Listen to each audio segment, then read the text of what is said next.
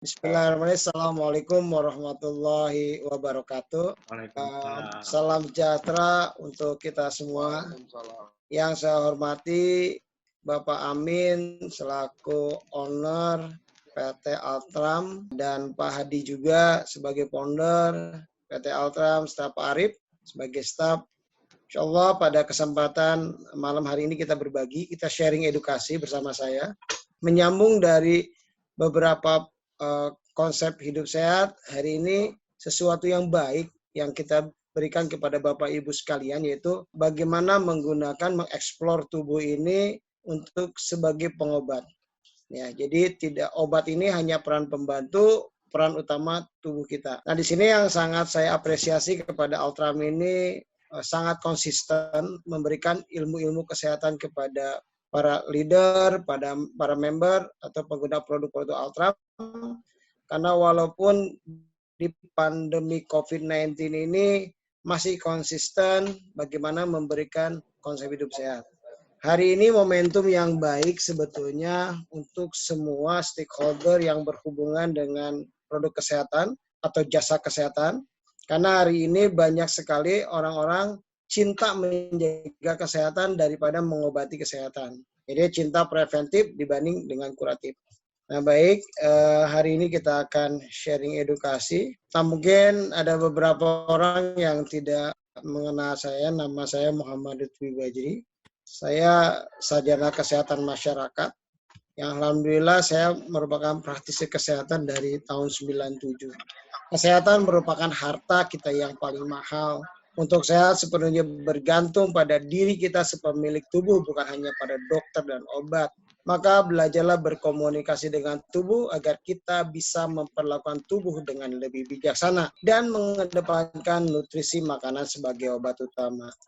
Hari ini bagaimana kita akan belajar peran serta tubuh dalam mencapai kesehatan. Apa maksudnya Pak Lutfi, peran serta tubuh dalam mencapai kesehatan? Allah, Tuhan Sang Pencipta alam ini menciptakan manusia sesempurna mungkin. Kalau bahasa dari pengobatan yang namanya yang ada saat ini, yaitu dengan konsep similia similibus curentur, yaitu mengobati penyakit dengan obat yang sama. Satu contoh misalkan, kayak vaksin.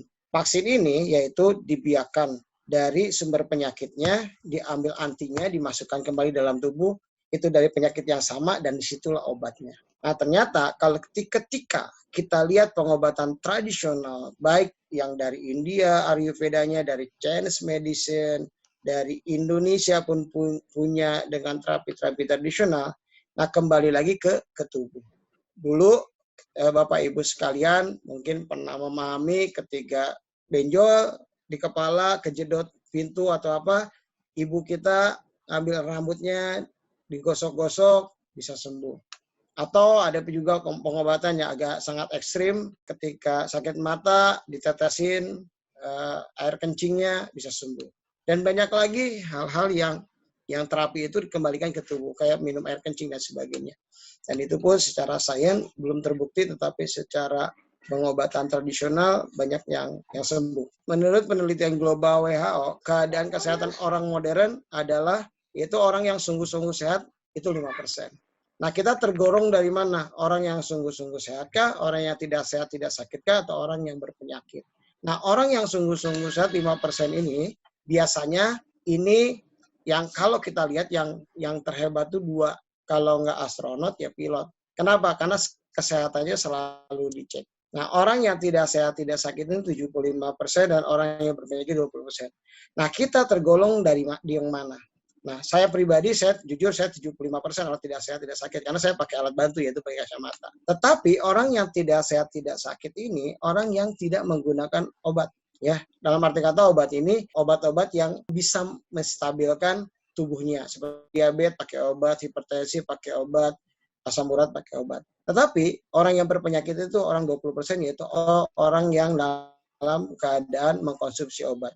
Nah, berupaya Altram ini memberikan edukasi kepada Bapak Ibu sekalian ke posisi TDH sehat tidak sakit, yaitu dengan menggunakan produk-produk preventif, yaitu produk-produk pencegahan, tetapi bukan berhubungan dengan makan obat isinya. Kalau makan obat kan udah terstandar. Dan kata-kata obat ini untuk fungsinya menurunkan apa atau meningkatkan apa.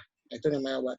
Tetapi kalau nutrisi ini lebih mengedepankan nutrisi sebagai obat utama untuk kelestarian sel dalam tubuh kita. Pertanyaan, orang sehat makhluk langka di abad 21. Betul Bapak Ibu sekalian. Saya punya pasien usia 8 tahun, ya usia 8 tahun kena gagal ginjal.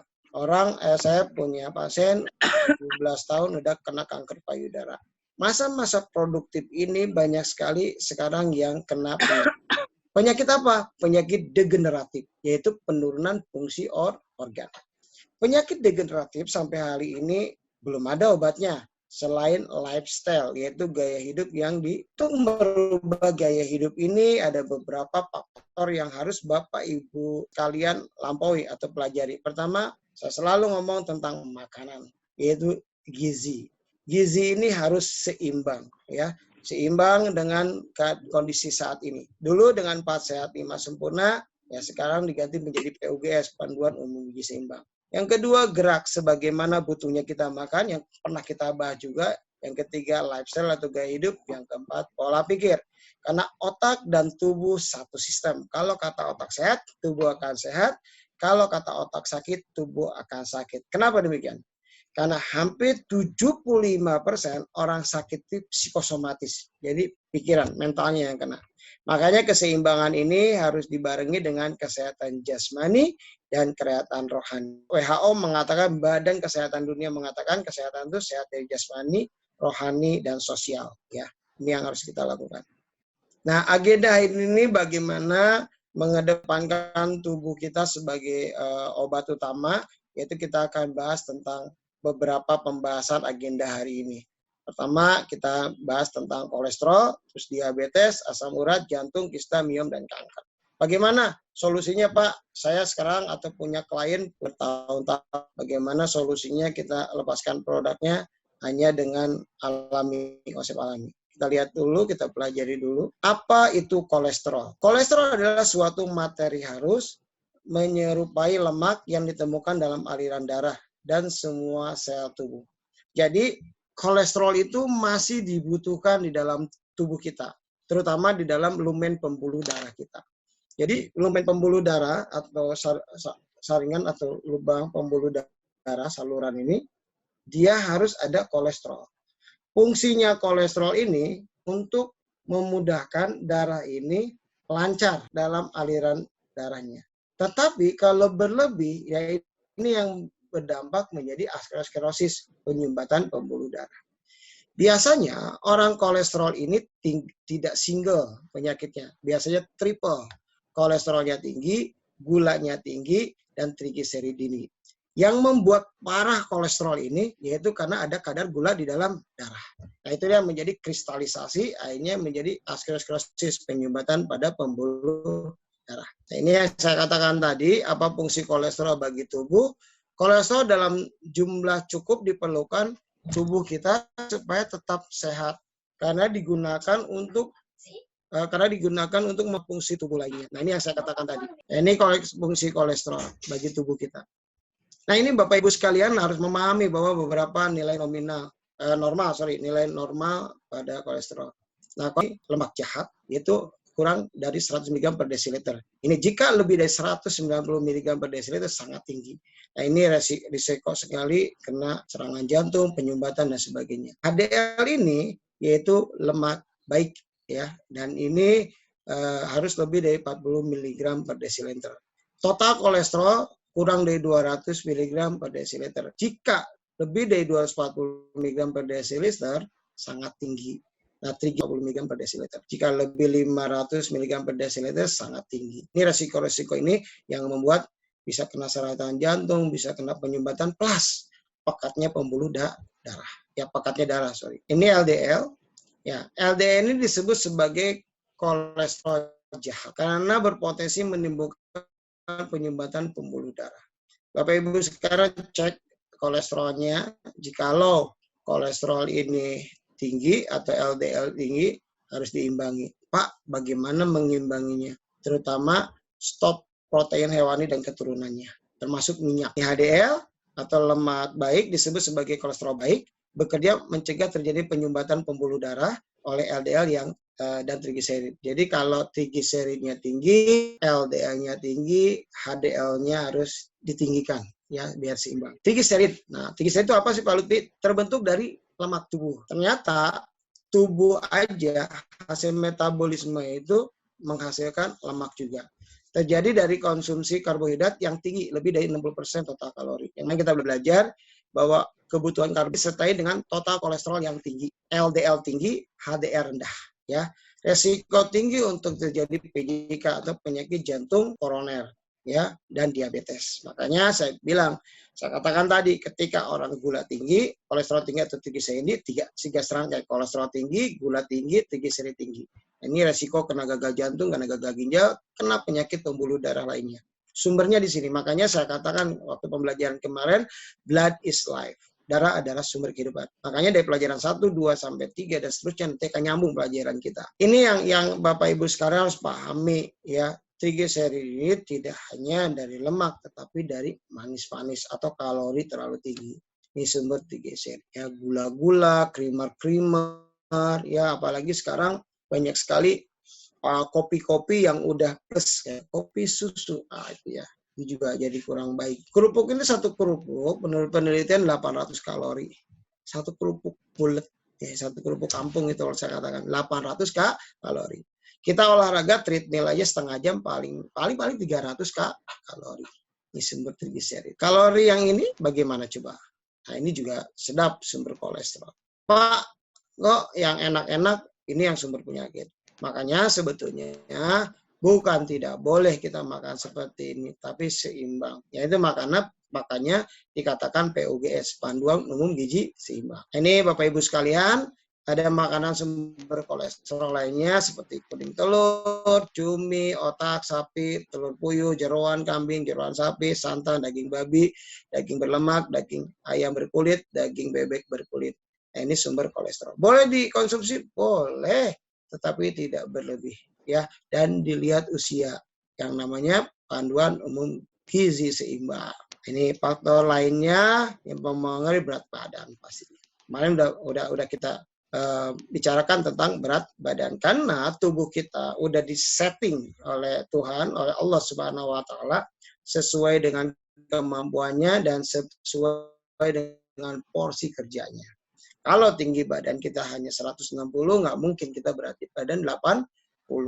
Karena ideanya 160, ya sekitar 50 atau 65 kilo paling maksimal. Itu kalau berat badannya 80 udah timbang berapa kilo, dan disitulah mulai yang namanya penyakit degeneratif. Karena organ tubuh bekerja lebih ekstra. Jadi sangat cepat sekali aus organ tubuh tersebut sebetulnya. Nah, makanya banyak sekali sekarang usia muda tetapi usia selnya tua. Ini yang membuat kita cepat kena penyakit degeneratif. Mengapa kelebihan kolesterol menyebabkan penyempitan pembuluh darah? Disebut sebagai aterosklerosis. Makanya saya katakan ketika kita mau sehat, 3 hal yang harus kita perbaiki. 1, perbaiki kualitas darah. Yang kedua, perbaiki pembuluh darah. Yang ketiga, tingkatkan oksigen. Yang kita konsumsi, yang sehat terutama, dia akan terdistribusi dan akan mempercepat perbaikan sel di dalam tubuh. Bagaimana mungkin ketika kita mau sehat kalau pembuluh darahnya seperti ini? Karena darah ini tempat transportasi. Kalau transportasinya terputus, ada satu jembatan yang putus, kita nggak bakalan nyampe ke Jakarta. Mobilnya mewah. Nah, di sini pun sama Bapak Ibu sekalian, berkualitas, tapi pembuluh darahnya seperti. Nah, ini juga yang tren selanjutnya yaitu penyakit diabetes. Ini di Indonesia trennya sebetulnya S, Pak. Ini tinggi sekali tentang penyakit diabetes. Dan ini kematiannya juga sangat luar biasa tentang diabetes ini. Bapak Ibu sekalian harus pahami tentang diabetes ini dibagi 2. Ada diabetes mellitus yaitu atau kencing manis adalah penyakit yang ditandai dengan kadar gula yang lebih nilai normal. Ini kita harus belajar kriterianya ya. Jadi bukan dikatakan DM atau diabetes mellitus, yaitu kurang dari 100 mg per desiliter. Belum pasti diabetes mellitus ketika kadar gulanya 100 sampai 200 mg per desiliter. Nah, pasti DM itu di atas 200. Jadi Bapak Ibu sekalian, kalau masih di bawah 200 belum tentu diabetes mellitus. Dalam arti kata gini Pak. Jadi kalau di bawah 200, udahlah diet dulu lah, puasa dulu ya, dengan herbal-herbal dulu, jangan main di obat. Kalau udah 250, apa 300 atau 500, ini harus diturunkan dulu dengan obat-obat standar. Nah, obat-obat standar itu yang seperti halnya para dokter resepkan. Itu yang harus dilakukan. Penyebab diabetes mellitus dibagi dua, ada diabetes mellitus ya. Insulin diabetes mellitus. Insulin diabetes mellitus ini bagaimana ketika lahir organnya itu emang udah rusak, juvenile ya. Jadi pankreasnya itu emang sama sekali tidak mengeluarkan insulin. Kalau non insulin diabetes mellitus ya, ini biasanya ini terkena pada usia-usia sudah produktif. Ya 17 tahun, 18 tahun, 10 tahun. Ya pankreasnya berfungsi, akan tetapi nilai insulinnya berkurang. Nah, kenapa demikian? Saya pernah bahas Bapak Ibu sekalian tentang organ pankreas. Ini lihat, ini jantung, ini lambung, ini pankreas. Di bawahnya lambung itu ada pankreas. Hampir saya teliti Bapak Ibu sekalian. Orang yang punya penyakit diabetes mellitus itu bermasalah di lambung. Ya kena mah, ya kena GERD, yang penting luka lambung. Ketika lambungnya ini ada infeksi, lambungnya akan membesar. Atau orang kegemukan, lambungnya akan ikut membesar.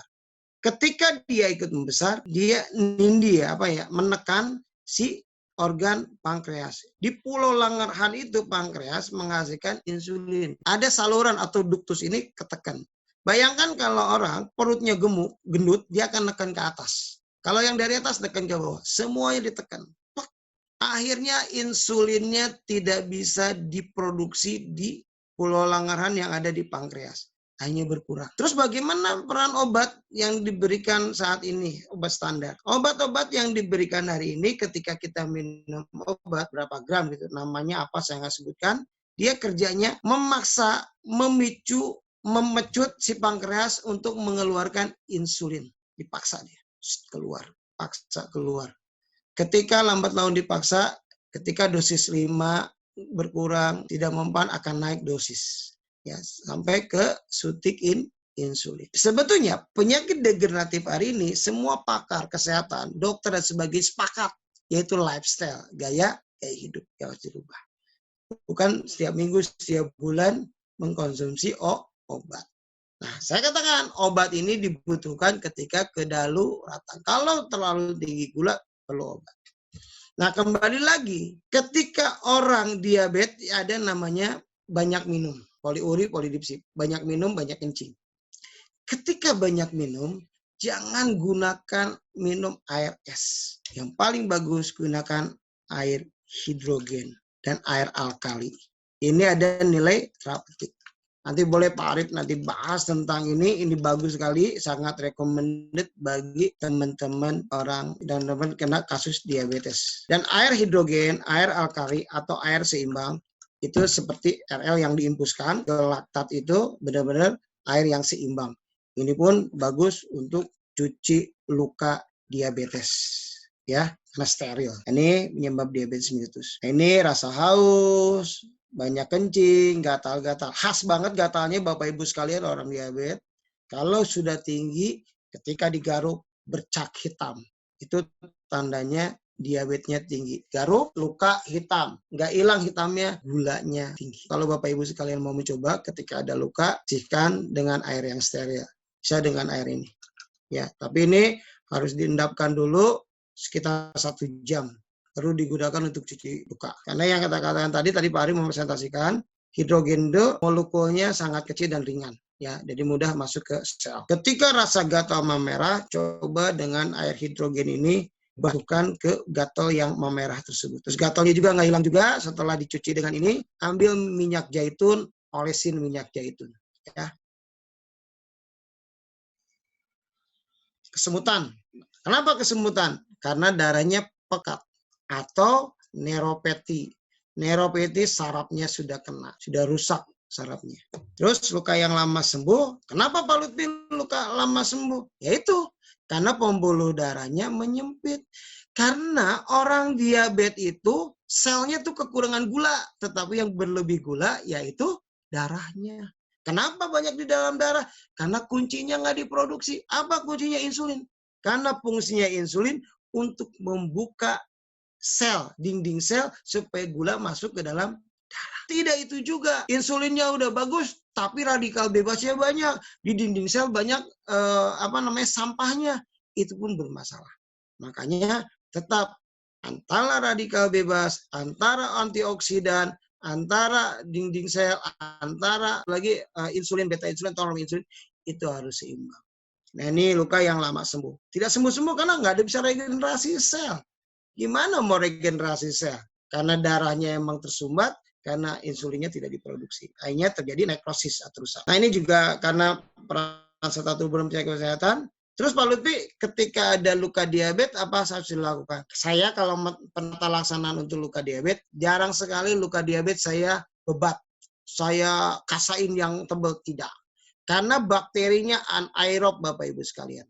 Itu lukanya dibuka, hanya satu kain kasa aja, setelah itu disemprotin air RL, atau kalau meyakini air hidrogen, semprotin dengan air hidrogen. Sampai nanahnya keluar. Yang penting airnya steril. Berat badan turun drastis, pasti orang yang kena diabetes dari gemuk akan ke kurus karena selnya nggak makan. Ingat, karena selnya tidak makan. Makanya kenapa dibutuhkan sekali air hidrogen dan air alkali di sini. Ya mungkin udah pernah dibahas tentang kehebatan air hidrogen dan alkali untuk orang diabetes. Penglihatan mulai kabur, ya rasa lapar, kulit kering, badan lemas, ya gangguan seks. Ini hal-hal yang ditakutkan. Gejala-gejala ini muncul ketika orang kena diabetes. Nah, orang diabetes ketika tidak dijaga pola makannya, ketika tidak dijaga pola pikirnya, yang sangat resiko sekali kena gagal ginjal. Karena tidak bertahan nefron atau saringan ginjal itu ketika dia kena gula terus. Daging aja kalau kita gulain terus bisa hancur. Itulah jahatnya gula dalam tubuh kita. Ini kebutaan, fungsi hati menurun, fungsi ginjal menurun, gagal jantung, impotensi, darah tinggi. Nah ini penyakit yang berhubungan dengan diabetes. Yuk kita sharing tentang diabetes, karena kasus diabetes banyak sekali di Indonesia. Ini terima kasih untuk Altram yang bisa kita berbagi di sini. Bapak Ibu sekalian, ketika saya ditanya, insya Allah saya akan menjawab. Ketika tidak bisa menjawab, kita sharingkan kembali. Ini pengalaman bagaimana peran serta tubuh dalam mencapai kesehatan. Silakan Pak Arif, mungkin kalau ada yang bertanya tentang diabetes. Silakan teman-teman. Gini dok, saya mau tanya. Ini kan kebetulan ada pelanggan saya ya, umurnya sekitar 50-an lebih lah. Nah, sebelum minum air Dr. Water, kebetulan membeli Dr. Water Lux ya. Nah, sebelum minum air Dr. Water itu gula darahnya tinggi. Tapi begitu minum selama 3 hari itu drop jauh dok. Itu sampai 80-an. Nah itu kenapa dok? Dan apa yang harus saya kasih tahu ke pasien yang demikian? Makasih dok. Saya dengarnya takjub banget Bu. Dari gula yang sangat tinggi langsung drop ke 80. Udah ke hipo ya. Tapi Ibu harus tanya dulu, ada obat yang diminum nggak? Ya dok, saya tanya itu sebelumnya memang minum ya. Tapi begitu minum Dr. Water di stop. Ketika minum, misalnya minum hari Senin. Ini hari Senin. Hari Selasa di stop minum Dr. Water. Jadi begitu botol Dr. Water datang, ini kan datangnya saya dikasih tahunya malam ya. Yeah. Jadi begitu datang, otomatis kan mungkin pagi ya minumnya ya, karena memang nunggu saya ngasih tahu nyucinya. Okay. Nah, jadi di hari pas datang itu dia masih minum dok. Jadi begitu besok dia konsumsi udah nggak minum. Oke. Bisa dua kejadian. Ada namanya sifatnya bioaccountabilitas masa penyerapan obat. Saya dulu Bu, sejarah nih dulu. Dulu ada yang hipo, ya, jadi gulanya rendah banget. Itu sampai saya suntik dextrose. Pasien itu sampai disuntik dextrose. Itu kagak naik-naik, Bu. Itu kagak naik-naik. Luar biasa nggak? Dextrose disuntiknya sampai berapa dextrose, sampai berapa mili gitu. Tidak naik-naik. Kasih teh manis, tidak naik-naik. Tubuh ini unik kadang-kadang. Bisa jadi ketika dia diminumkan air hidrogen ini, selnya terrumplikasi dengan sendirinya dengan air yang bisa masuk ke dinding sel. Di waktu kesempatan ini, karena sifatnya obat diabetes kan tadi saya tahu ya Bu, itu memecut si pankreas untuk mengeluarkan insulin. Ketika jalurnya ini sudah mulai lepas, masuk dia drop Bu, bisa jadi. Tetapi jangan takut, itu namanya healing crisis, proses penyembuhan lah. Ya, healing crisis, proses penyembuhan itu yang sangat positif untuk tubuh. Antisipasinya apa? Ketika gula terlalu rendah. Ini kan resiko juga, tinggi resiko, rendah resiko. Minumkan segera air teh manis hangat. Jangan madu. Karena madu agak sulit naikin gula karena dia sifatnya fruktosa yang dibutuhkan glukosa. Setelah itu berarti ini ada produk Dr. Water ini sangat bekerja. Sangat bekerja. Bisa seperti ini di Dr. Water, apa ada kandungan batu yang sangat istimewa. Karena yang saya tahu, saya bukan, di batunya ada beberapa batu, kita harus pelajari. Nah, sifat-sifat itu bisa aja menjadi unsur yang positif untuk tubuh. Jangan takut Ibu, tetap diedukasi, ini proses penyembuhan, minumkan air teh manis hangat, pasti akan stabil lagi. Sangat luar biasa Bu, makasih kesaksiannya ini. Saya lanjut pertanyaannya Dok ya. Iya. Itu tadi kan minum air teh, masalahnya kan ada masalah dengan gula kan, gula tubuh. Iya. Nah, memang itu kondisinya rendah ya. Dia minum air tehnya itu, teh manisnya itu berapa gulanya Dok, boleh dalam sehari? Oh enggak Bu, itu hanya ini aja Bu, incidental aja ketika dia drop. Tapi Bu, ada juga yang orang drop nggak berasa apa-apa. Tapi kalau dia lemas, pucat, bibirnya udah putih, geter, udah deh minumin. Kalau dia emang udah cek gula rendah, dia harus dimasukin gula. Tapi itu cepat kok naiknya, dia akan stabil lagi. Bukan tiap hari harus minum itu. Normalnya berapa lama akan naik lagi Dok? Berasa pengalaman aja. Normalnya berapa hari naik? Setengah jam juga bisa langsung naik. Kadang 10 menit, 15 menit itu udah naik gulanya. Cepat sekali sih kalau ini. Tapi nggak tergantung, makanya tubuh ini nggak bisa disamaratakan satu sama yang lain Bu. Karena keunikan tuh inilah tubuh. Semakin kita belajar konsep kesehatan berapa tahun, 15 tahun lebih Bu, tapi 18 tahun saya ngomong tentang konsep tubuh, saya nggak pinter-pinter Bu. Tubuh ini setiap tahun, setiap orang itu karakteristiknya berbeda. Nah, ketika klinis itu muncul, bibirnya udah pucat, kayak mau pingsan, harus diminumin gula. Nah, usianya kan 50 tahun ini nggak muda lagi ya Bu ya. Tetapi Ibu harus edukasi setengahnya Bu, untuk orang penyakit diabetes supaya ginjalnya sehat, yaitu harus olahraga keringat. Kalau dia olahraga keringat, gulanya akan dibakar dan dia akan keluar lewat keringat. Kalau lewat keringat dia keluar, dia akan meringankan beban ginjal. Karena ginjal kerjanya ekstra nih ketika ada diabetes. Makanya orang diabetes, kalau kencingnya sudah mulai berbuih, hati-hati ginjalnya udah masalah. Itu aja. Makanya jangan kurang minum. Makanya orang gagal ginjal, nggak langsung CRF, nggak chronic renal failure, pasti ARF, akut renal failure. Ini harus cukup minum. Nah, saat ini Pak Arif tadi mengatakan bahwa kita punya produk ada hidrogennya, selain alkalinya juga. Nah itu ya, bagaimana kita membutuhkan orang-orang yang spesial, usia-usia spesial, tubuhnya pun harus dispesialkan. Kenapa? Karena dia perlu suplemen, mensuplai sesuatu yang kurang. Supply-lah air yang bagus, supply-lah nutrisi yang bagus. Itulah perlunya suplemen. Itu Bu Yanti. Terima kasih Dok. Ya, Terima kasih Bu Yanti. Ini salah satu member saya, bapak-bapak usia 70 tahun. Dia sudah menderita jantung, kemudian juga asam urat, jadi kakinya bengkak banget gitu. Kakinya udah bengkak banget. Kemudian dia minum Dr. Water itu dalam waktu 4 hari dia minum, udah kempes gitu kan. Cuma kesaksiannya pas 2 hari dia minum itu urinnya banyak sekali, kencing terus. Nah itu gimana Dokter? Makasih Pak Imron. Bengkak. Nah, bengkak ini bisa karena infeksi, bisa karena beban jantung. Sama arti kayak gini, pompa jantungnya melemah karena ada sumbatan, itu juga bisa bengkak. Atau bisa karena albumin rendah, atau bisa ginjal masalah. Ini sangat bagus ketika orang punya kasus diabetes, punya kasus bengkak, kencingnya banyak. Ini keren banget. Kenapa? Kalau di rumah sakit udah dikasih namanya lasik atau furosemid untuk melancarkan kencing. Tapi ini setelah minum Dr. Water, malah kencingnya banyak. Betul Pak Imron? Betul, betul. Ini sangat luar biasa. Nanti kita pelajari apa di kandungan Dr. Water ini sehingga dia bisa kencingnya banyak. Makanya ketika orang kencingnya banyak, makanya dokter dimanapun ya, ketika ada pasiennya bengkak, pasti dikasih fasik namanya atau furesemid untuk merangsang kencing banyak. Nah, ini luar biasa. Dengan Dr. Water, dia bisa kencingnya banyak. Keren. Dan bengkaknya berkurang nggak Pak Imron? Berkurang. Sekarang udah susut. Oh, luar biasa ya. Ya, keren. Iya, luar biasa. Dia bilang konsumsi Jumat, Sabtu, Minggu, Senin. Karena Rabu ya, 5 hari berarti. Wah, luar biasa. Minuman itu emang air lah terutama ya.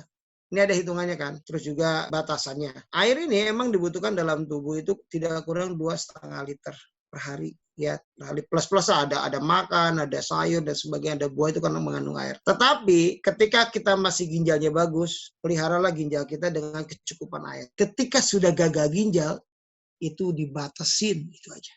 Makanya kenapa ketika kita tumbler, ini tumbler udah tumbler health, ini tumbler kesehatan. Jadi ketika kita mengkonsumsi ini atau menggunakan ini, selalu kita cek dulu udah minum atau belum. Ini juga bagus. Ini sangat luar biasa, 600 mili, ya 3 botol sampai 4 botol.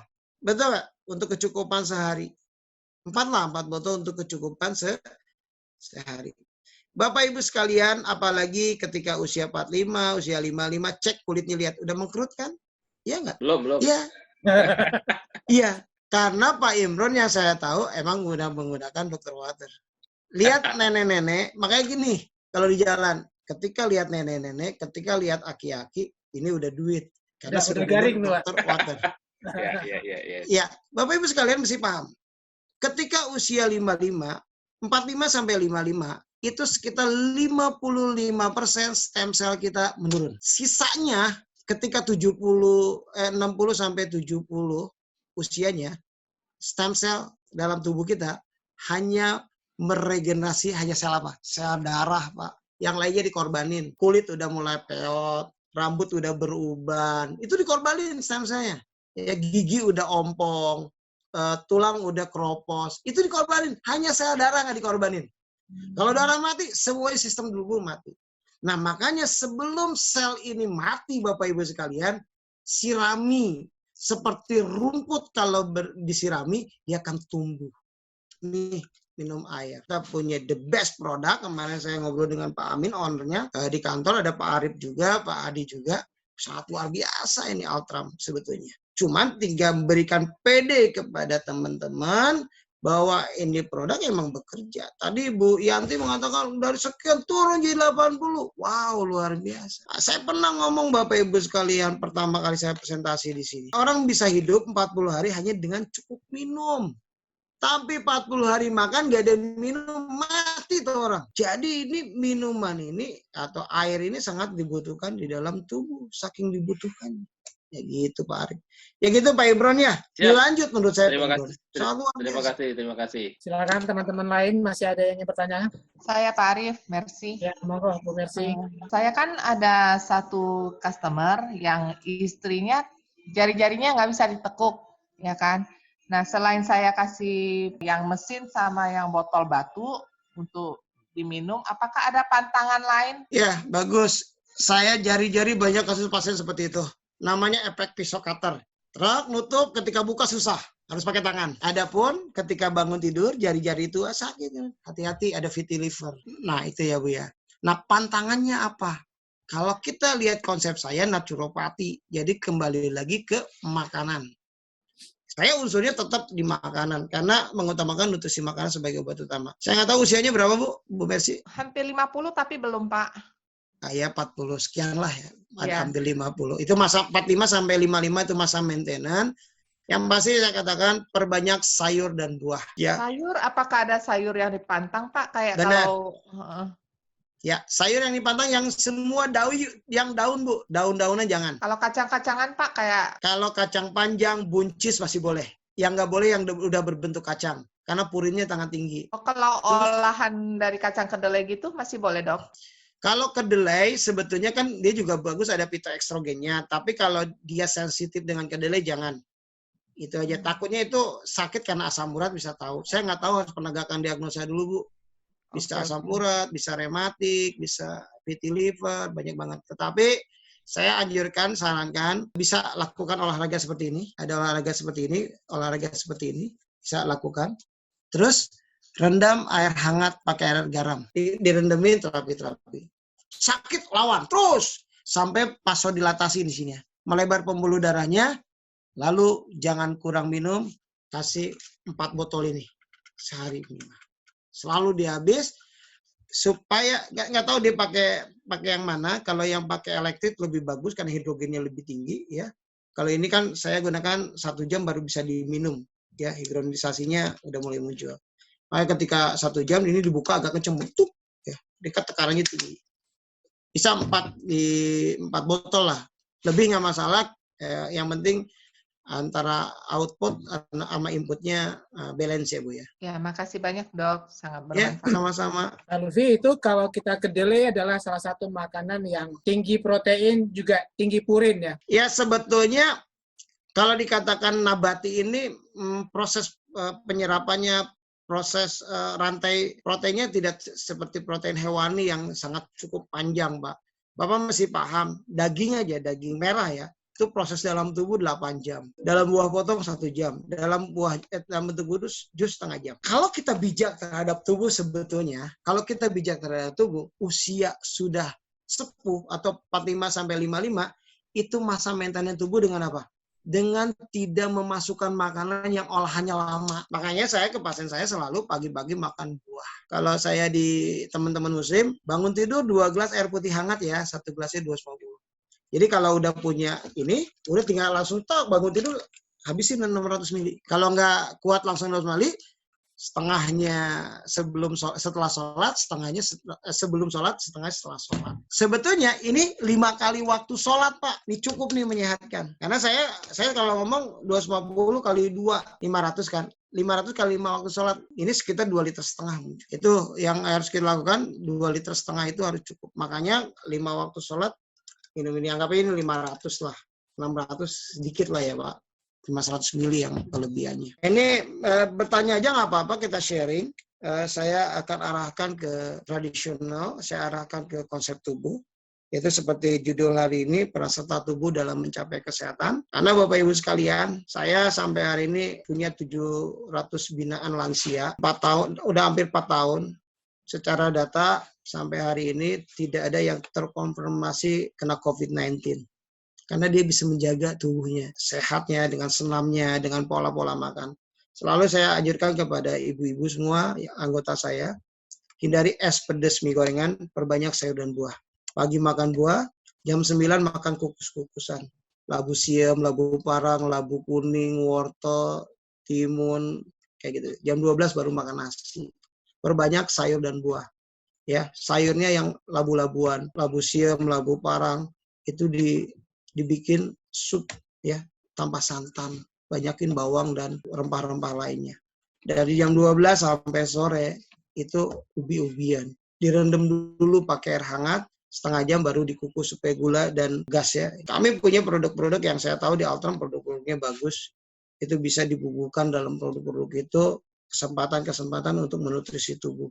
Ya, untuk pencernaan kita punya. Termasuk saya kemarin baru, ibu-ibu punya apa enggak.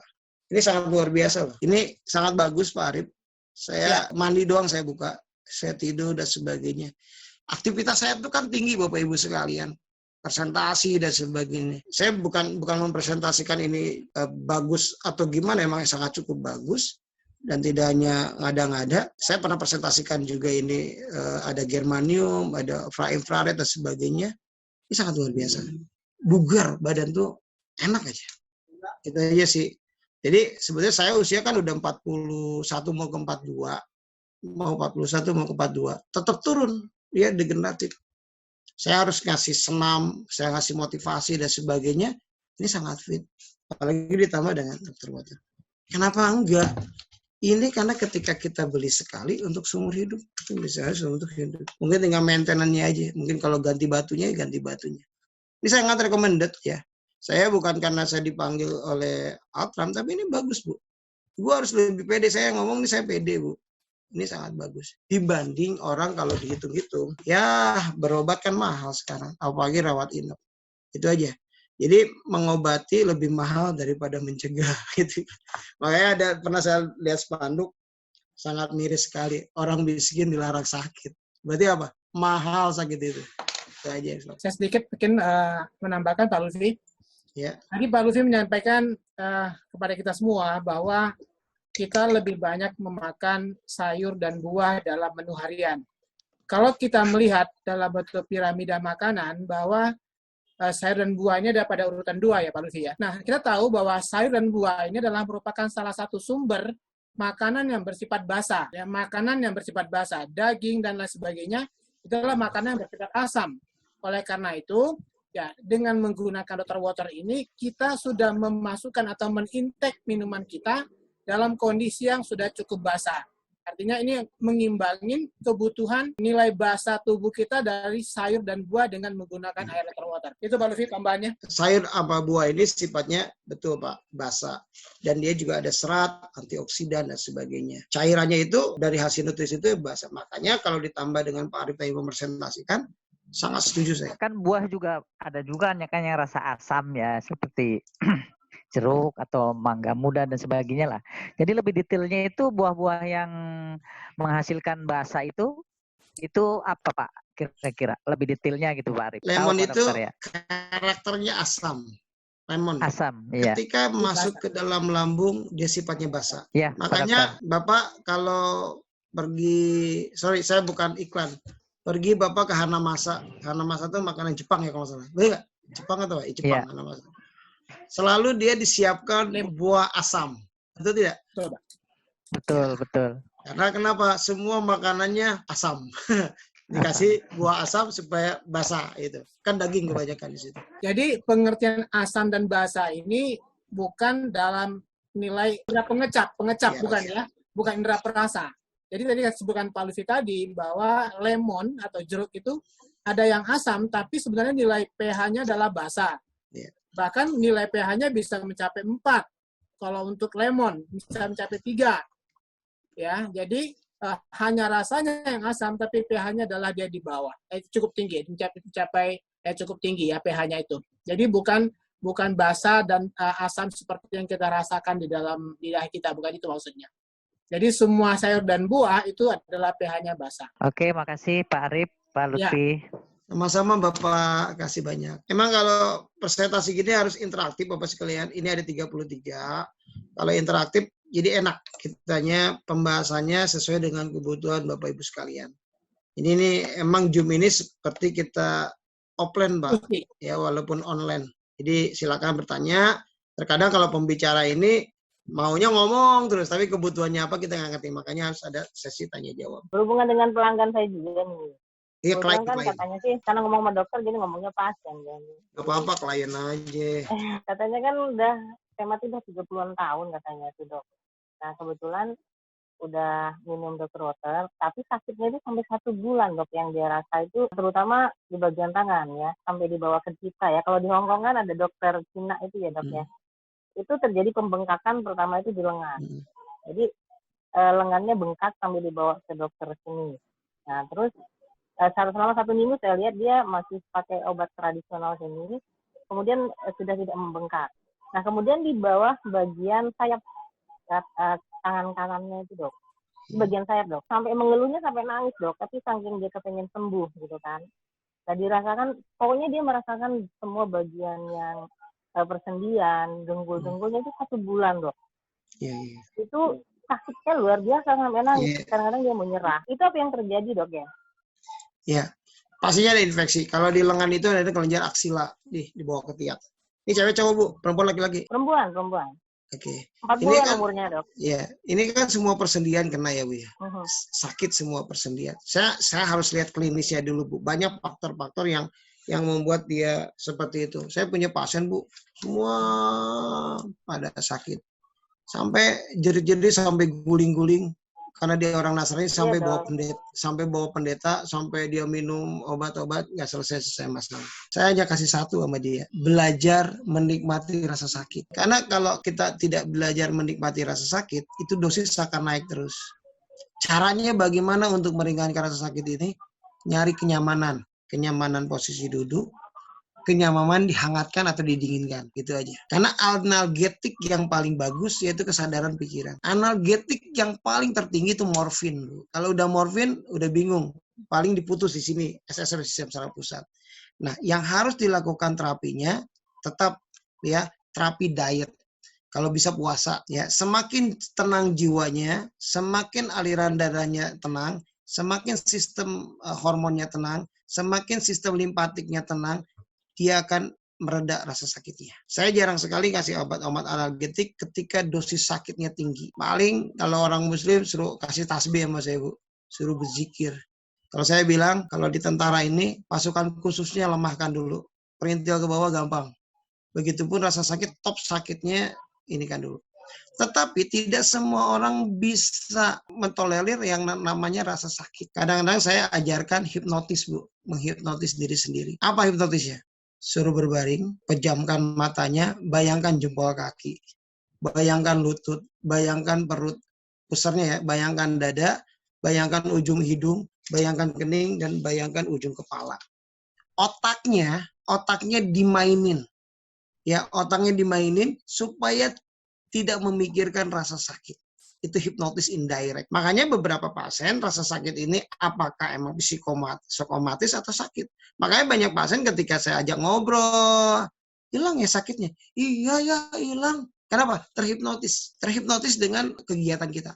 Sama Bapak Ibu sekalian ketika orang ada pernah dengar post-war syndrome ketika dia masa pensiun, ketika pensiun sakit-sakitan, karena nggak ada kegiatan. Mikirin pensiun paling ya. Tidak ada kegiatan. Makanya berikanlah kegiatan ketika orang sakit. Kecuali sakitnya itu emang sumbernya dari sumber penyakit, misalkan kanker. Nah, itu yang diperbaiki kankernya. Nah, makanya saya tidak tahu nih, sakit persendiannya itu kena apa? Karena banyak, autoimunnya bisa sakit semua badan. Neuropati aja bisa sakit semua. Tetapi saya hanya ngasih anjuran ke Ibu, tetap jangan kurang minum, berbanyak sayur sama buah, dan doa. Kalau bisa ada di Jakarta, saya lihat kondisinya. Itu aja, saya harus lihat kondisinya. Itu Dok, itu 2 bulan, dia merasakan sakit itu, alhamdulillah udah bisa nekuk, kakinya udah bersila Dok, alhamdulillah. Ya. Amin, 2 bulan amin. Dia merasakan sakitnya itu 2 bulan, kemudian stop. Artinya stop tuh udah nggak sakit lagi, malah udah bisa kakinya itu dilipat gitu, duduk langsung dilipat. Alhamdulillah ya Bu Yanti, dikasih apa sih Bu Yanti produknya? Terwater aja Dok, nggak minum yang lain. Wah, itu menjadi kesaksian. Bagus lah. Coba Bu, dokter waternya, ketika Bu punya kasus pasien, selain diminum, itu dokter waternya bisa dikompreskan di bagian yang sakit, Bu. Kalau ketemu lagi Dok ya. Mudah-mudahan enggak. Semua sehat. Karena beliau sudah sembuh. Alhamdulillah. Ya habis-habisan Dok sudah. Terus segala macam herbal udah habis-habisan selama 30 tahun. Di Hongkong dia 12 tahun itu minumin produk herbal terus. Nggak ada yang berhasil, hanya dokter water. Keren. Ya itu saya percaya dari dulu, percaya sama Tuhan ya. Mas, saya percaya dari dulu nih Altram ini punya produk yang unik menurut saya. Unik yaitu dari salah satunya dari dokter water ini. Saya terbayang Bu, semua mahasiswa, semua mahasiswi, semua generasi penerus bangsa kita, anak-anak kita kemana-mana buat tumbler dokter water. Keren banget. Keren. Dan itu harus diwujudkan melalui teman-teman di sini, leader-leader. Nanti saya dengan Pak Arif deh bantu deh, ya. Karena ini harus sekali. Kenapa? Karena bangsa ini harus diselamatkan. Jadi yang perlu kita sadarin kembali bahwa sebetulnya tubuh kita tadi itu lebih dari 70% adalah air, maka untuk menyehatkan juga harus adalah kembali ke air ya Pak. Karena memang air adalah merupakan satu sumber kehidupan. Betul Pak Arif. Dan yang kedua selain air, sifat tubuh orang kita, karena darah kita terlalu asam Pak. Air alkali, air hidrogen, air macam-macam itu yang untuk kesehatan itu harus terpenuhi untuk tubuh kita. Kalau airnya cukup, sehat. Bapak punya sawah yang begitu luas, nggak ada airnya, kering tuh Pak sawah. Ibarat mobil nggak ada air radiatornya gimana Pak? Mobilnya memang nggak ada air radiatornya, nggak jalan. Pak. Air itu sebagai cooler, pendingin. Ya betul, cooler. Oke, silakan teman-teman yang lainnya nih. Dulu, sebelum saya minum dokter water, saya itu orang yang gampang sakit. Yang pertama. Yang kedua, saya nggak kuat dingin. Di Hongkong kan ada musim dingin, kadang sampai 8 derajat ya. Sekarang saya hebat Pak, pakai sekarang aja sekitar 13 derajat hari ini. Saya pakai tangan pendek, celana pendek. Wah luar biasa Ibu. Itu yang saya rasakan. Jadi stamina-nya memang betul-betul hebat menurut saya. Dan saya pakai gelang memang. Intinya adalah produk-produk yang kita berikan atau kita perkenalkan kepada masyarakat ini adalah satu produk yang mampu meningkatkan daya imun, meningkatkan imunitas kita. Kalau daya imunnya baik, ya, yang namanya penyakit akan jauh, virus akan jauh ya Bang ya. Jarang flu termasuk merupakan virus. Jadi daya imun inilah sebenarnya yang perlu kita bangun dengan mengkonsumsi makanan yang seimbang dan juga adalah air yang baik, adalah air yang sehat. Ini Pak, sekarang itu lagi ngetren COVID-19 kan? Ya. Nyerangnya tenggorokan, makanya jangan kurang minum, bawa air. Ya. Kalau ini kan saya punya kesaksian ekstrim ya, menurut saya ekstrim sih, karena tidak saya sarankan ya. Nah jadi waktu itu member saya, dia punya kataraknya itu tebal sekali ya, katarak sampai nutupin hitam mata, bola mata hitamnya itu. Kemudian dia sendiri ambil inisiatif tuh di dilimbang ya, kalau bahasa Lampung tuh dilimbang. Jadi ditaruh di piring air dokternya, matanya dicelupin, dikebitin gitu. Saya percaya nggak percaya itu rontok Pak di foto. Wow. Itu kataraknya rontok, betulan. Itu katanya setannya Mbak 3 kali dia bilang. Itu kataraknya rontok Pak, di piring itu. Saya bilang apa itu Mbak, kayak upil? Saya bilang itu katarak saya Mbak, rontok, kata dia gitu. Wow. Saya ketakutan Pak Lutfi. Sangat luar biasa ya. Tidak usah dioperasi lagi. Kalau dioperasi itu kan hanya diinsisi, dikelopek. Begitu Pak Lutfi, saya sampai heran, saya takut sebenarnya. Ya alhamdulillah, puji Tuhan ya. Saya pelajari dulu, itu sangat luar biasa. Mungkin ini juga mungkin air ini kan memang air hidrogen yang tadi dikatakan bahwa sel molekulnya sangat ringan dan mudah masuk ke dinding sel. Nah, anggap aja ini bau water sebetulnya kan, ya nggak, untuk pencuci mata. Ya. Tapi dengan kadar air sajiannya di sini harus air yang bagus juga ya Bu. Ini kan hanya mengkonversi, meningkatkan hidrogen dan alkali di sini. Nah, yang paling bagus lagi sih emang hidrogen yang elektrik kalau nggak salah itu. Ya Pak Rip ya, udah ada yang lebih cepat. Kalau untuk mencuci mata itu menggunakan water dulu itu. Water itu memang ada rasanya agak perih-perih dikit kadang-kadang rasanya. Justru kalau kita gunakan Dr. Water, rasa perihnya itu tidak sama seperti dengan menggunakan water. Ini sebenarnya sudah cukup banyak kesaksian yang mereka lakukan pada penderita penyakit mata. Sudah cukup banyak Pak, kesaksian itu. Iya. Ya. Nah, termasuk juga adalah dalam proses penyembuhan luka yang seperti kata Pak Lutfi tadi. Iya. Kalau kita luka, terutama luka diabetes, itu kita mensemprotkan atau mencuci dibandingkan kita menggunakan air infus, lebih bagus menggunakan ada air water. Luka keringnya lebih cepat, Pak. Tambahan Bu, saya dulu suka ngasih namanya gurah Bu, atau kalau di India sana tunjang terapi. Ini bisa ya. Air ini ditaruh di piring ya, itu diisap, keluarkan di mulut, isap, keluarkan di mulut. Apalagi buat teman-teman perokok, wajib itu digurah. Ya, ini knalpotnya dibersihin. Nah, bagus juga untuk terapi teman-teman yang kena sinusitis. Emang sangat perih banget kalau sinus. Tapi kalau sinus itu bisa dilihat sejauh mana sinusnya. Ini di tempat yang gelap, ada cermin, itu masuk ke center, ke mulut. Nah, kalau dia hitam, berarti sinusnya ada kemana-mana. Yang normal itu harus memerah nih. Tidak ada cairan di sini. Nah, cara mengirigasinya, coba gunakan dengan air hidrogen ini, atau Dr. Water. Tapi Dr. Waternya, saya katakan tadi, saya ingatkan lagi, harus dalam keadaan 1 jam ya. Biar homogen ya, airnya oleh hidrogen. Itu, Bu. Ini banyak sih terapi-terapi air sebetulnya yang digunakan dari tempo dulu. Terapi air itu, terapi doa pakai air. Menurut penelitian ketika air ini dipositifkan, molekulnya akan berubah, energinya akan berubah. Apalagi air ini disentuh dengan energi yang alami, yaitu dari batu-batu alam, dari batu yang bersumber dari dan sebagainya. Itu banyak banget unsurnya. Dari penjelasannya Pak Lutfi tadi, saya berharap teman-teman ini menjadi duta-duta kesehatan Altram. Ya. Kita jangan malu mempresentasikan bagaimana menyelamatkan orang ini agar sehat. Kenapa? Ladang amal ibadah bagi kita. Saya selalu bilang seperti itu. Ketika mereka sehat, ketika beribadah karena sehat karena kita, itu selain Bapak Ibu sekalian pasti income-nya dapat uang, ya dapat poin, dapat reward. Terakhir, passive income-nya ibadah. Betul tidak?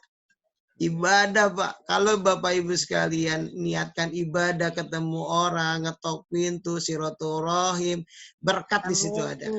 Itu yang saya lakukan selama ini, dan mudah-mudahan Bapak Ibu sekalian mengikuti jejak-jejak terdahulu yang orang-orang baik untuk Marketing langit ya. Benar, Ibu. Ya. Benar, Bu Yanti, marketing langit. Ini kata-kata yang bagus. Karena, maaf, mohon izin Bapak Ibu sekalian, kalau ada orang asuransi. Orang asuransi jualan kertas pun laku. Orang asuransi jualan kertas pun laku. Apalagi Bapak Ibu sekalian jualan kesehatan. Ada barangnya. Nggak mungkin nggak laku. Kenapa saya demikian? Karena dari terdahulu Pak, Bu, 97 saya udah menjadi presenter, menjadi health motivator bagaimana untuk diri saya sehat. Karena mama saya usia 50 tahun meninggal karena diabetes. Saya harus melihat ibu-ibu itu sehat, melihat anak-anaknya sukses. Tidak seperti saya. Amanah dari orang tua, saya sekarang bisa menjalin, saya punya yayasan dan sebagainya. Ya itulah kata Ibu Yanti tadi, ya kan, jadi marketing langit. Biar Tuhan yang ngasih saya, biar Tuhan yang ngasih berkat, yang bukan ngasih rezeki banyak. Begitupun teman-teman, ada 28 orang yang tersisa hari ini, jangan malu mempresentasikan konsep hidup sehat. Banyak orang-orang tersenyum dari presentasi Bapak Ibu sekalian, mereka tambah sehat. Itu aja sih. Pak IGD sampai 12 tahun menggunakan botol itu. Ya Pak, tetap Bapak minum. Oh 2 tahun. Baik Pak, saya ya tetap diminum. Terus mohon izin Bapak, batunya tetap dicuci ya Bapak. Bapak cuci pakai air hangat. Setelah itu Bapak jemur di sinar matahari ya, biar hidrogennya makin bertambah nanti. Ya, aktif lagi masih hidrogennya bertambah lagi. Di sinar matahari, dijemur ya. Oke, bagus. Lanjutkan. Untuk Bapak sih cukup 4 sampai 5 botol sehari ya. Kalau sebelum tidur, 2 jam sebelum tidur atau 1 jam sebelum tidur silakan. Tapi jangan sekali-kali mau tidur minum banyak, takut Bapak terganggu kencing nantinya. Biasanya usia-usia kayak gini kan ada hormon melatonin yang berkurang tuh. Kalau udah bangun jam 11, jam 12 kagak bisa tidur lagi, itu repot. Tidur lagi. Begadang jadinya Pak. Iya begadang. Jadi si organ livernya nggak istirahat nanti. Baik gede, makasih banyak. Terima kasih Pak Dokter. Iya. Jadi yang paling kita sarankan itu adalah memang mengurangi jumlah air ketika akan tidur. Tetapi ketika bangun tidur itu harus segera. Benar. Segerakan minum air karena selama kita tidur itu mengalami proses dehidrasi ya. Dehidrasi. Ya, uap yang keluar dari nafas kita, mungkin dari keringat kita, dan itu perlu kita ganti. Ya. Benar. Jadi yang kalau Bapak Ibu sering memperhatikan, kenapa urin kita pada pagi hari sedikit lebih keruh, ya lebih kental, lebih pekat warnanya, karena kita kekurangan cairan selama kita tidur. Mungkin 6-8 jam kita tidak minum selama kita tidur. Ini yang menyebabkan kita kekurangan cairan. Jadi ganti 2 gelas setelah kita bangun tidur. Itu adalah sangat baik sekali. Saya hanya menyarankan ketika punya klien kolesterol dan diabetes, pertama-tama nih terapi, karena di tempat lain pun ada, tapi ini yang sangat luar biasa, yaitu harus dia cukup minum. Ya, harus jangan kurang minum. Kenapa? Karena 2 penyakit ini membuat kepekatan darah. Kalau di rumah sakit pasti kalau darah pekat dikasih aspirin atau aspirat atau penghencer darah. Penghencer darah yang paling alami itu air, ya, air hidrogen dan air kalkali. Itu ya titik berat hari ini Bapak Ibu sekalian untuk mempresentasikan ke klien-kliennya. Kita punya produk Dr. Water. Saya gunakan ini hampir 1 bulan lebih. Nah, hidrogen ya dalam unsurnya itu punya momentum meloko yang sangat ringan, hidrogen sangat ringan. Tidak semua minuman, saya katakan minuman yang saat ini yang ada di pasaran itu hanya penghilang dahaga, Pak. Hanya dahaga aja hilang. Tapi untuk nilai terapeutiknya sangat cukup kurang. Nah, hidrogen ini karena molekul momentumnya yang sangat rendah, sangat ringan sekali, dia mudah masuk ke dinding sel. Nah, dinding sel ini apa? Dinding sel ini yang dimana dia untuk bisa meregenerasi sel lebih bagus. Nah ini. Nah, semua sel di dalam tubuh ini perlu yang namanya air. air di dalam kehidupan kita itu sangat dibutuhkan karena 70% tubuh kita cairan. Di dalam kandungan air tidak hanya butuh oksigen atau yang namanya air oksi, kita pun butuh hidrogen, dan yang tidak kalah pentingnya kita butuh air yang sifatnya alkali, ya. Karena sifat alkali atau sifat basa ini yaitu yang mudah masuk ke dalam air, sifat alkali itu. Nah, sifat alkali di dalam tubuh yaitu pH-nya lebih dari 7. Itu yang harus kita lakukan. Nah, kalau Bapak bertanya tadi bagaimana dengan sifat hidrogen, itu lebih hebat daripada sifat oksigen. Dulu Bapak Ibu sekalian, ketika orang tua dulu pernah dengar yang namanya taruh air di luar pakai kendi, ya. Itu ada Tuhan ini Allah akan menurunkan yang namanya O3. Ada ozon, ada oksigen, ada hidrogen di situ. Makanya dijadikan air embun biasanya. Nah, tetapi hari ini kita sulit sekali untuk menemukan udara yang bersih. Pertanyaan Bapak, apa hubungannya hidrogen di dalam tubuh? Itulah, hidrogen ini karena sifatnya dia ringan dan dia mudah masuk ke sel. Nah, boleh mungkin Pak Arif yang menguasai produk knowledge di Altram, bisa produk apa aja yang mengandung hidrogen di Altram? Baik, Ya, silakan. Sebagai tambahan Pak Warkah dan teman-teman lainnya, bahwa kemampuan daya kerja hidrogen ini dengan molekulernya lebih kecil itu, dia mampu menembus dinding sel jauh lebih cepat. Ya. Dan inilah salah satu kemampuan hidrogen yang tidak dimiliki oleh air biasa. Jadi air hidrogen ini lebih mampu diserap oleh tubuh kita, dan fungsi air adalah merupakan bagian daripada transportasi untuk nutrisi. Kandungan air terbesar itu adalah di darah. Jadi kenapa tadi Pak Lutfi sebutkan darah itu adalah penting? Karena darah adalah merupakan satu transportasi untuk mengantarkan oksigen, juga sebagai transportasi adalah untuk memberikan nutrisi dari hasil penyerapan di usus kita. Maka peran daripada hidrogen itu adalah mengantarkan dia kepada inti sel dan menembus kepada mitokondrianya. Begitu Pak Roka. Jadi ya. Tubuh ini terdiri dari triliunan sel. Ya, dari awal sel sperma, sel telur, jadi zigot, blatustra. Nah, itu yang bekerja yang namanya embryonic stem cell. Nah, embryonic stem cell ini selesai kerjanya terjadi adult stem cell, sel puncak dewasa. Nah, sel ini perlu makan. Nah, sel ini tidak hanya perlu makan, dia juga bersifat awalnya dari cairan. Nah, tubuh kita, benar kata Bapak tadi, 70% cairan yang terbesar dari darah. Yang kedua dari mana, Pak? Setelah darah itu otak. Makanya orang kekurangan hidrogen, dia akan sinkop, bisa pingsan, bisa kena penyakit macam-macam karena dengan cairan. Nah, tubuh terdiri sel membentuk jaringan membentuk organ bentuk sistem. Nah, sistem ini ketika dia tidak ternutrisi karena beberapa unsur yang kurang, dia akan terjadi degeneratif, penurunan fungsi organ. Itu Pak. Bagus Pak Arif, makasih untuk penjelasan tentang hidrogen. Sama-sama Pak Lutfi. Kita harus tahu tentang poin menyeluruh, tetapi ada 2 poin yang paling bagus, pencernaan dan jantung. Pencernaan dan jantung. Begitupun ada paru-paru di sini. Nanti banyak hal yang harus kita pelajari. Itu aja. Intinya Bapak Ibu sekalian, ketika ada kolesterol tinggi, jangan kurang minum. Jangan kurang minum. Itu yang membuat darah semakin pekat. Karena kolesterol, gula, trigliserid membuat darah semakin pekat. Ketika kurang minum, darah jadi pekat. Kenapa? Pak Arif tadi udah mengatakan, 70% tertinggi cairan itu di dalam darah.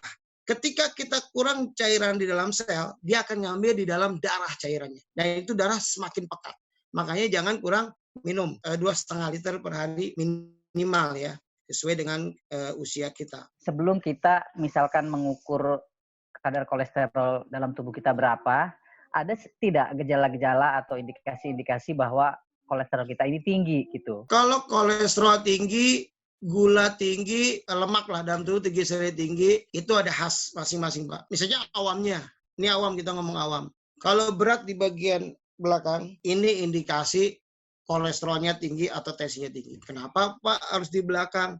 Karena medula oblongata, batang otak itu di sini. Pompa, nah, ini gini ya, 80% juga oksigen tertinggi itu bagi otak. Bayangkan ketika kolesterolnya tinggi, diyakini darahnya pekat. Ini air. Anggap air ini 200 ml. Ya. Saya tambahin gula, saya tambahin mentega, saya tambahin creamer, saya tambahin protein, saya tambahin lemak-lemak di sini. Jadi pekat nggak? Akan pekat. Ketika pekat, sistolik dan diastolik akan meningkat. Jadi Bapak benar. Apa indikasi ketika kolesterol naik? Mudahnya tensi darah. Kalau tensinya tinggi, hati-hati kolesterol.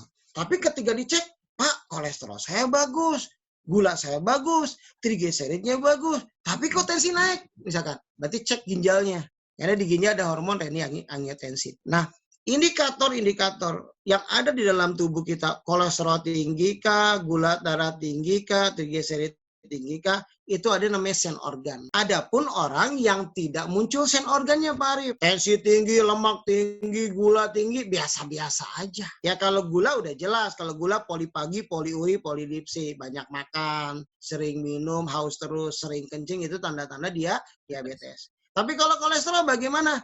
Tidak ada sih tanda yang signifikan. Paling darahnya pekat sama seperti diabetes. Tetapi untuk mengukur lebih efektifnya, yaitu cek kolesterol totalnya. Biasanya sebelum makan diceknya. Saya akan ketahuan kolesterolnya berapa. Gitu Pak. Ya. Biasanya kalau awamnya di pundak. Secara umum adalah ada rasa berat di pundak ya Pak Lutfi ya. Secara umum biasanya, tapi tidak khusus buat kolesterol sih. Efektifnya dicek sebetulnya. Jadi kalau kita hubungkan Pak Lutfi ya, dengan menggunakan adalah air Dr. Water mineralisis ya, itu memang kelihatan ketika kita minum air Dr. Water itu tingkat kekentalan darah, koagulasinya akan jadi lebih rendah. Vikositasnya juga akan jadi lebih rendah. Itu bisa kita lihat dengan menggunakan mikroskop ya. Jadi buat teman-teman sebetulnya jadi satu gambaran bahwa peran daripada molekul air yang lebih kecil itu sangat signifikan dalam mengatur sirkulasi darah kita. Nah, di samping itu, apa yang disampaikan Pak Lutfi tadi, bahwa LDL itu adalah merupakan salah satu lemak jahat yang selalu melapisi dinding pembuluh darah, ya Pak Lutfi ya? Betul, betul. Padahal LDL ini adalah salah satu fungsinya menjaga kelenturan pembuluh darah. Tetapi kalau dia terlalu tebal, otomatis minum Dr. Water, itulah salah satu cara yang lebih efektif mengurangi tingkat LDL dalam darah. Oke, Pak Lutfi silakan lanjutkan. Jadi, saran saya, kita berbayang semua, kita berpikir semua, bagaimana guru-guru kita, dosen-dosen kita, anak-anak didik kita, mahasiswa kita, orang tua kita, semua seluruh Indonesia pegang Dr. Water. Keren banget. Itu luar biasa. Emang mahal, tapi harganya sakit lebih mahal. Mahal, tergantung perspektifnya. Menurut saya murah. Karena kalau udah pasang ring, satu ring 45 juta. Baik Pak Lutfi. Terima kasih banyak sharing dan pengetahuan kita pada malam hari ini.